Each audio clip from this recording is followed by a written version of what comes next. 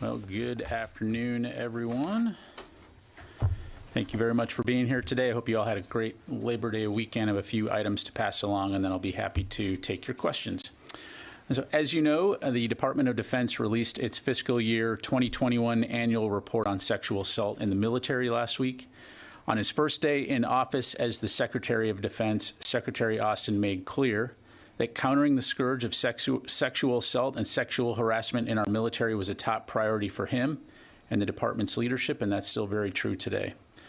As the statistics from the report indicate, we have much more work to do to ensure that all members of the U.S. military and the Department of Defense are treated with dignity and respect, and that they can do their important work for our nation without fear of violence or harassment. Department of Defense leaders will continue to remain sharply focused on eliminating sexual assault, and as a department, we're committed to preventing this scourge from happening in the first place, assisting sexual assault survivors with recovery and resilience when it does happen, holding offenders accountable, and rebuilding trust and confidence among our warfighters that DoD leaders are taking this matter seriously.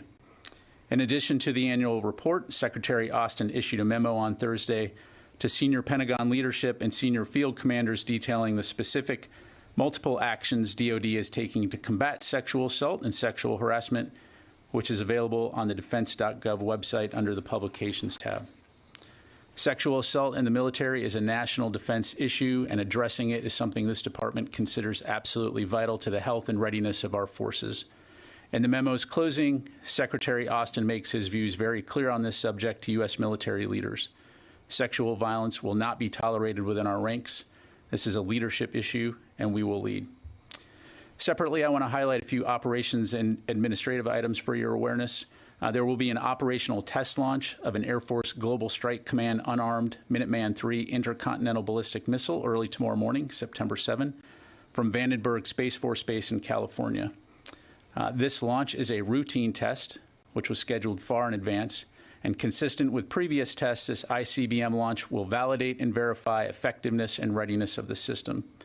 In accordance with standard procedures, the United States has transmitted a pre-launch notification pursuant to the Hague Code of Conduct and notified the Russian government in advance pursuant to treaty obligations. The purpose of the ICBM test launch program is to demonstrate the readiness of U.S. nuclear forces and provide confidence in the security and effectiveness of the nation's nuclear deterrent. As you may recall, the last test launch was August 4th, which had been delayed. So for those wondering about timing, the two launches moved closer together due to the delays from the August date sliding to the right. And again, tomorrow's launch was scheduled far in advance. And then finally, as a reminder, Secretary Austin and General Milley will host an in-person meeting Thursday of the Ukraine Defense Contact Group and will be joined by ministers of defense and senior military officials at Ramstein Air Base from 50-plus nations around the world to discuss the ongoing crisis in Ukraine. The Secretary and the Chairman look forward to these important discussions, which demonstrate the strong international unity, resolve, and support for the Ukrainian people as they continue to fight and defend their country against Russian aggression. And with that, I'm happy to take your questions. We start with AP. Lita, do we have you on the phone? Yep. Can you hear me? Can you hear me? Hear you. You can? I can hear you, yes. So a question on the latest intelligence suggesting that Russia is hoping to buy some millions of dollars of rockets and artillery from North Korea. Has the Pentagon seen any indication that that is ongoing already or preparation for that? And then just a quick one on the Secretary's trip this week. Do you expect that there will be more aid announced or any other changes in U.S.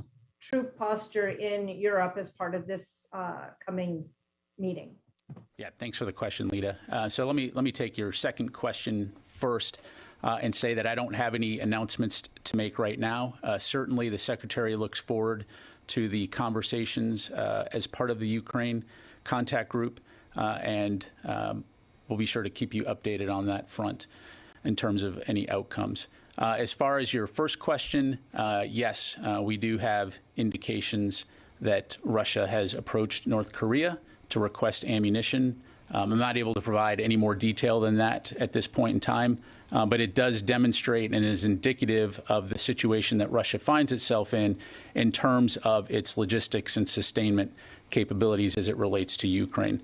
Certainly, as has been said, we assess that things are not going well on that front for Russia. So the fact that they're reaching out to North Korea is a sign that that they're having some challenges on the sustainment front. Thank you. Just a quick follow-up then. You talked about they're in the process of getting these weapons. Does that mean they've sent the money over, they're waiting for the shipment? Have they not sent money over? What part of the process are we in? Yeah, so the information we have is that they've approached North Korea, but beyond that, I don't have any further details to provide. There's been no transfer of money necessarily. I don't have any other details to provide. And just to follow up, why declassify this information now? Is it because you received it now, or because the process of declassification took a while? I guess why now? So what I would say, Idris, is that as this campaign has unfolded, we've tried to make an effort to ensure that the public and the international community understand the situation that Russia finds itself as they, again, continue to wage their campaign in Ukraine. This information is relevant to the fight in the sense that, again, it's indicative of the situation that Russia finds itself in and shows the fact that they're trying to reach out to international actors like Iran and North Korea that don't have the best record when it comes to international stability. And one last question. Is this the first time the Russians have reached out to the North Koreans for these type of weapons? I don't have an answer to that. Okay. Laura? Sure, thanks. Can you give us an update? Two questions. First of all, can you give us an update on what you're seeing from the drones that Russia has received from Iran? Are you seeing indications of additional failures like we saw last week? What's the status there? And then I also wanted to ask, we're seeing reports that Ukraine has launched a counteroffensive now in the Kharkiv Oblast. Can you provide any update on what the Ukrainian armed forces are doing there? Sure. On your first question, I don't have any updates to provide. In terms of what we're seeing in Ukraine, what I would tell you is that, in general, what we've seen in the Kherson region first is some or continued offensive operations by the Ukrainians. They continue to make some forward movement. We are aware that they have retaken some villages. In terms of that, further detail beyond that, I'd refer you to the Ukrainians. But that's probably about as much information as I'm going to be able to provide in terms of an operational update from the podium. Anything on Kharkiv? I'll have to get back to you on that. If I could just follow up, have you seen any movement of Russian forces from the east to resupply the south? So in terms of Russian forces, what I would tell you is that we have seen some offensive Russian activity up in near Bakhmut. In that situation, the Ukrainians continue to hold the line. As far as Russian reinforcement, I don't have any details to provide on that. Jim. General, obviously the Secretary and the Chairman will be discussing training for Ukrainian forces outside of Ukraine by allied or partner countries. Can you just sort of set what's the level of training right now before this meeting that's coming up? Sure. Talking in broad terms, primarily consisting of training on various weapon systems that we're providing to the Ukrainians, providing training on maintenance and logistics type of support. We can certainly work with you to get you more details than more granularity on that, but generally speaking, that's the kind of training that we're providing. And again, this is not something new necessarily, although certainly since the invasion, there's been a continued increased focus on supporting the Ukrainians.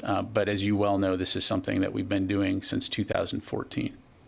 And sort of along with that, one of the comments that you hear most often from the Ukrainian military is the role that NCOs play in small units especially. But that was also a part of the training that the Ukrainian military received from the U.S. forces. Is that still continuing? Are they still doing that, or has the exigencies of war sort of wiped that out? So we'll get back to you in terms of the specifics on that aspect of the training. What I would say is yes, broadly speaking, that highlighting and working with the Ukrainians in terms of NCO leadership is something that we have done.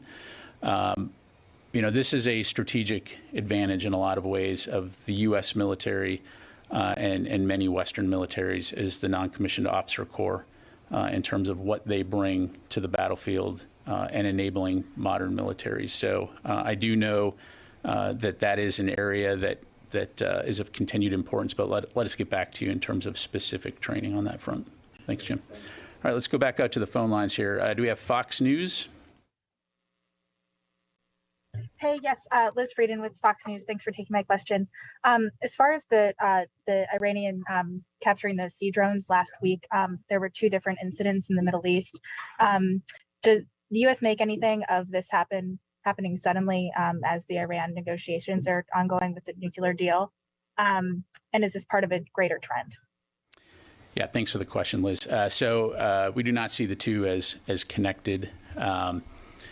Again, as you're aware, in the case of the sail drones, we did recover the drones, and it's just another example of Iranian activity in this region that is unprofessional and problematic. And so certainly we'll continue to keep an eye on that front. But again, to answer your question, we do not see those two as connected. Okay. Yes, sir. Thank you for taking my question. Last week, the Wall Street Journal reported the Pentagon created a new task force to expedite the arms sales to U.S. allies and partners last month. First, could you confirm the report?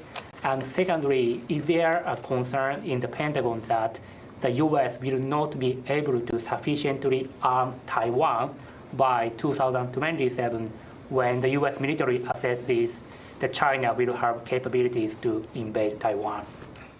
Yeah, so in terms of the Foreign Military Sales Tiger team, yes, we did recently initiate an internal FMS Tiger team process and exploring a wide range of immediate and systemic areas for reform of Department of Defense processes, platforms, and regional perspectives to improve our ability to work with allies and partners. And it's important to highlight the fact that this endeavor is not focused on a particular region. It's rather designed to intensively explore and look at internal processes throughout the department. And so this is largely focused on efficiency. And I'm sorry, can you ask your second question again?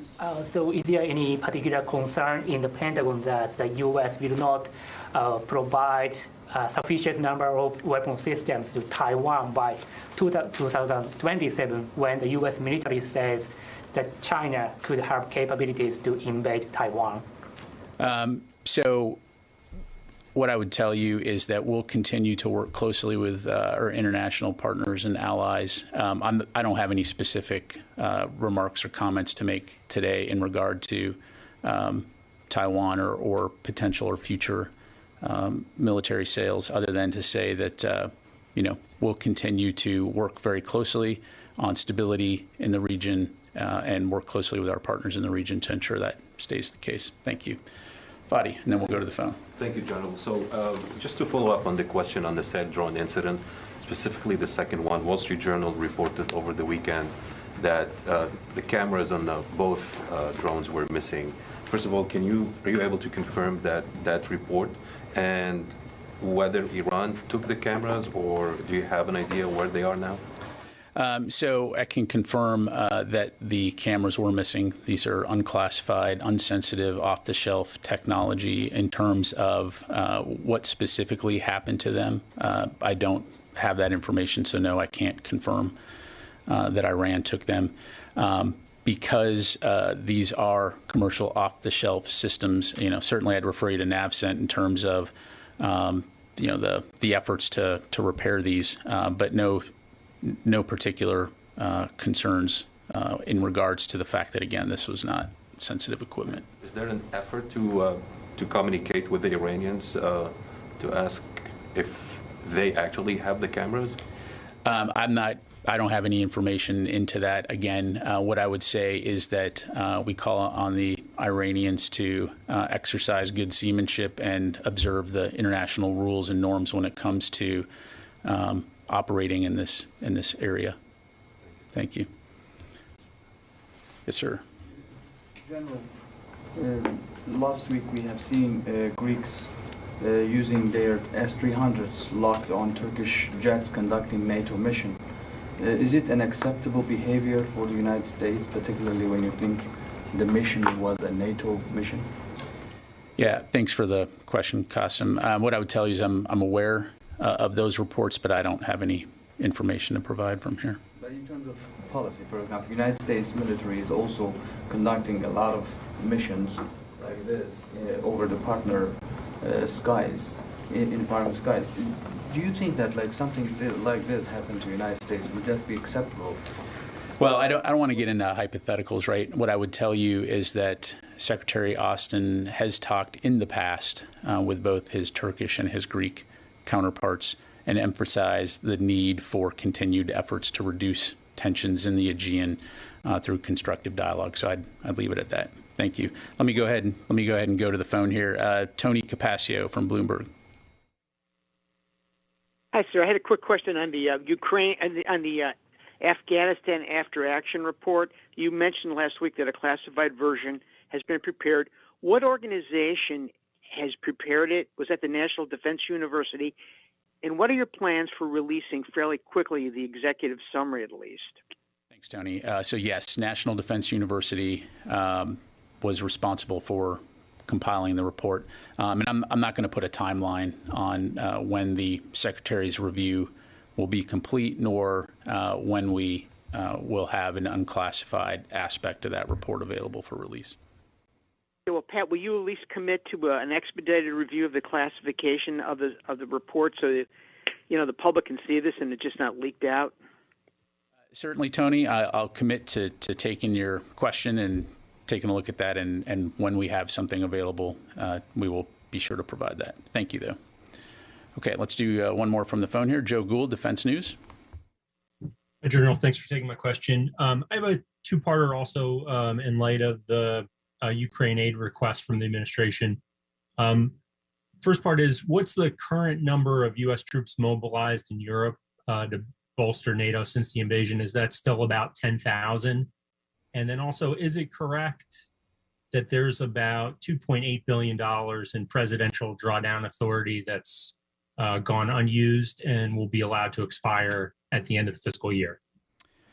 Okay, so in terms of U.S. troop presence in Europe, yes, the numbers have remained the same. We're at about 100,000 U.S. forces in the AOR, in addition to the troops that we deployed to support, provide additional support. In terms of aid for Ukraine, certainly, I don't want to speculate about future funding other than to say that we are committed to using the aid that we have to support Ukraine, and will continue to work very closely with the interagency and with Congress to ensure that we're spending that aid as expeditiously as possible to support them in their fight. Thank you. Yes, ma'am. I'm Felicia Schwartz from the Financial Times. On the training, in the past we've gotten numbers of how many Ukrainians have gone through, on specific systems like the HIMARS or drones in some instances. Do you have any updated numbers or even ballpark figures about how many Ukrainians have been through training at this point? I don't have that right in front of me, but let me take that question and we'll see what we can provide you. Thank you. Okay. Let's go back to the phone line here. Heather from USNI. Thanks so much. I was just wondering if we can get an updated maritime update of what's going on out in Ukraine in the Black Sea. Sure. I can talk in broad terms, Heather. We continue to see the grain shipments departing Odessa, which is a positive thing. We continue to stay focused on that. In terms of operational updates, clearly I don't want to get into intelligence from the podium here, other than to say that we keep a close eye on that region as the conflict continues to unfold. Thank you. All right. Yes, sir. Logan Ryder with Newsmax. Just a quick question for you about Taiwan again. What is the Pentagon's assessment of the conflict between China and Taiwan right now in the Taiwan Strait? An assessment of the conflict in what sense? Latest of what's going on right now in the last couple of days. Well, in terms of specifics on the ground activity, I'd refer you to Taiwan. Obviously, from a U.S. military standpoint, we continue to operate in the region, most recently on 28 August, of course, with our Taiwan Strait transit. It's one of those regions that we will continue to keep a close eye on with our partners and our allies in the region. Certainly there is tension there, but we would call on China to continue to ensure the stability of the region, and I'll just leave it at that. Thank you. We'll go to Laura, and then one more on the phone here. Just to follow up on that, we heard from Colin Powell a couple weeks ago that there were no new assessments that China was going to invade Taiwan any sooner than we previously thought. Is that, now that a couple weeks have passed since these exercises happened and we've seen China kind of continuing to violate Taiwan's airspace, is there any new assessments going on about the prospect of this happening in the next 5-10 years? Yeah, I'm not aware of any new assessments. Louis. There you go back to the questions about North Korea. What are some of the capabilities that North Korea could actually offer Russia in its fight in Ukraine? Well, the information that we have is that Russia has specifically asked for ammunition.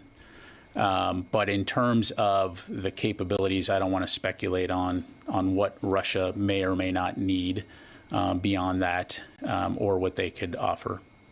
Are you seeing any indications that Russia is making similar reach-out efforts to friendly nations around the world? I mean, we've seen the Iran drone deal, now this information which you've declassified. Are they making other contacts around the world to do pretty much the same thing, which is reach out for ammunition and other significant impacts? So based on the information that I have, I would say at this point in time, we've seen North Korea and Iran as the countries that they've reached out to. So thank you. Okay, let's go to Jeff Selden, VOA. General, thanks very much for doing this. One question on Russia, one on Iran. Just generally, what is the latest that the Pentagon has in terms of any changes to Russia's nuclear posture, especially with the Ukrainian counteroffensive seeming to make some steps? And also on Iran, can you explain, what does the Pentagon make of Iran's increased aggressiveness, both in terms, we saw it last week with the attempts to capture a couple of the sail drones, but are you seeing that matched by the IRGC or Iran's proxy forces, whether in the Middle East or beyond, in terms of Iran's aggressive posture? Yeah, thanks, Jeff. No changes. In terms of your first question, no changes in terms of the posture. Again, that is an area that we'll just continue to keep a very close eye on. As far as the motivations behind Iran, again, I'd refer you to them for any discussion of their motivations. In terms of if you look at the behavior of Iran over the long term in this region of the world, these types of incidents unfortunately are not that uncommon. Again, it's an area that we continue to monitor, but the kind of unprofessional, inappropriate behavior when it comes to these type of harassing actions are not helpful in the region when it comes to preserving peace and stability and international waterways. Thanks, Jeff. All right, let me go to Jeff Shogel, Task and Purpose. Thank you. The Defense Department will stop issuing the National Defense Service Medal as of December 31st. Would it be accurate to say the department is acknowledging the global war on terrorism has ended? Well, certainly we want to recognize those who have supported and engaged in this operation. Certainly over the last 20 years, a lot of men and women in the U.S. military have worked very hard to counter terrorism. But in terms of the actual medal, Jeff, let me get back to you on that and its current status. Thank you. All right. Any others in the room here? Yes, sir. Yes, sir. In light of President Biden's recent speech in Philadelphia, does the Pentagon have a position on the use of serving military forces in photo ops like that? Yeah, thanks for the question. I think the White House addressed that question the other day, so I'd refer you back to the White House. All right. Let me go to Mike Brest, Washington Examiner. Asked and answered. Thank you. Nancy from Wall Street Journal. Thank you. I'd like to go back to an announcement you made last week about a review of Afghanistan for purposes of a presidential unit citation. Can we please get a list of all open reports related to, all open reviews related to Afghanistan? And also, I'd like to revisit something that Tony was asking earlier. Secretary Austin, when he announced the after action report, said that it was important that we are able to learn a lesson, that he would do so, and that review would be happening in the days ahead. That was more than a year ago. I would ask that you please take the question of when that report will be declassified, or some version of it. I don't think it's fair to the American public that has been promised some public accounting of what happened in those final days in Afghanistan, an open-ended promise of maybe declassifying such an essential report. Thank you. Yeah, thanks, Nancy. Yes, again, certainly I'll commit to taking that question. And, as part of this process, obviously, and as a organization that, for obvious reasons, was very actively involved in Afghanistan, we want to make sure that we're capturing those lessons learned and that we're able to apply those lessons not only to today, but future operations. Certainly understand the interest in this topic, both as a service member and as an American. So again, I'll take that question and we'll get back to you as soon as we can in terms of what we'll be able to provide on an unclassified note.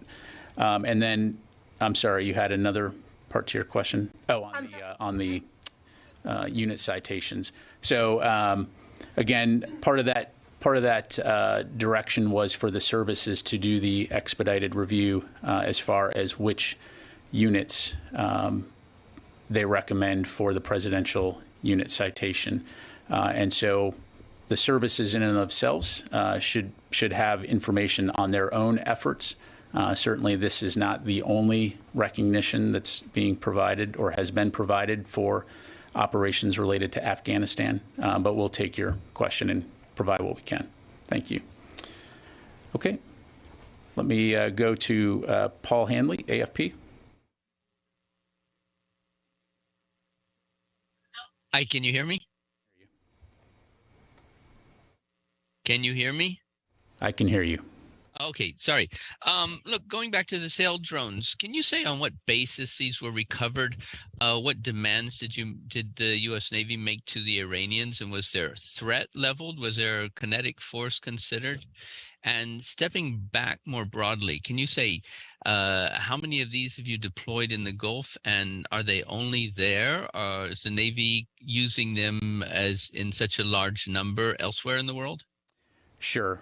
To answer your first question, so as I understand it, the Iranian Navy held these sail drones on their deck of their ship overnight and returned them the next morning. In terms of how long they've been operating in the vicinity or in this area, these drones are operated as part of 5th Fleet's Task Force 59. They've been operating in the region since the beginning of the year, so January of 2022. And they are a way that we are able to provide information to NAVCENT quickly as far as safely transiting the area, providing information in terms of potential issues or threats in the area. But bottom line is that, again, there was no situation in which forces were as you put it, hostile. This was, they took them, and then the 2 U.S. Navy guided missile destroyers that were operating in the vicinity responded, moved into the area, but then shortly after, like I said, overnight, the Iranians released them. Thank you. All right, well, we've got time for just a couple more. We'll go to Tony Bertuccia, Inside Defense. Thank you. I appreciate it. Last week, DOT&E Nicholas Geerton was tapped for a job to be an ASD with the Navy for research, development, and acquisition. And those are 2 very different jobs, right? One's a unbiased evaluator of weapons programs, and the other one is an advocate for weapons programs. Is Mr. Geerton going to stay on as DOT&E while he pursues confirmation in the Navy job? And then how does the department adjust to potential conflict of interest that this might cause? Yeah, thanks very much for the question, Tony. Let me take that one and get back to you. I just don't have the insight to provide on that, so let me get back to you on that one. Barbara Starr, CNN.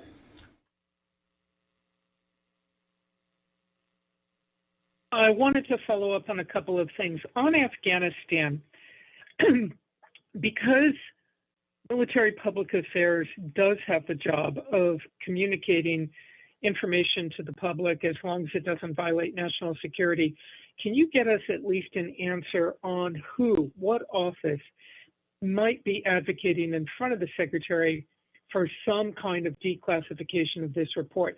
Who is putting the case to him, if anyone, that it's a good idea to offer some level of public knowledge on this?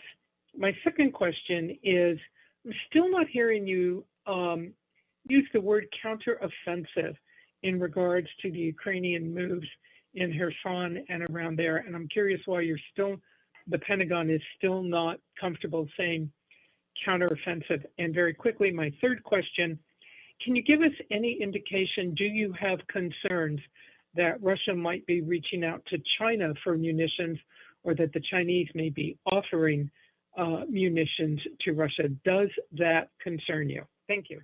Thanks, Barbara. So on your first question, I mean, certainly public affairs does play a role in providing advice and counsel when it comes to the public release of information of interest to the public and to members of the Department of Defense. And so we are and will be a part of those conversations. And again, I take the point. It's well taken in terms of the importance of this information, not only to our service members, but to the American public.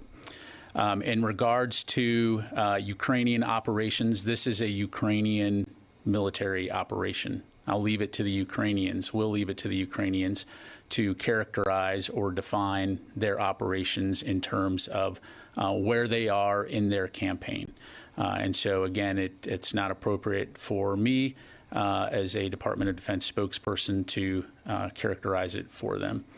And then finally, in regards to China and Russia, certainly as evidenced by Russia's most recent exercises and other activities, there is a relationship between China and Russia in terms of what Russia may be asking of China or not. I don't have any information to provide from the podium on that, other than to say that in an era of strategic competition, we'll continue to keep a very close eye on Russia and China and the threats that they pose to international stability and the international rules and norms that have largely kept the world safe for the last 70 plus years since World War II. Thanks, Barbara. Okay. Thank you very much, everybody. I appreciate your time today.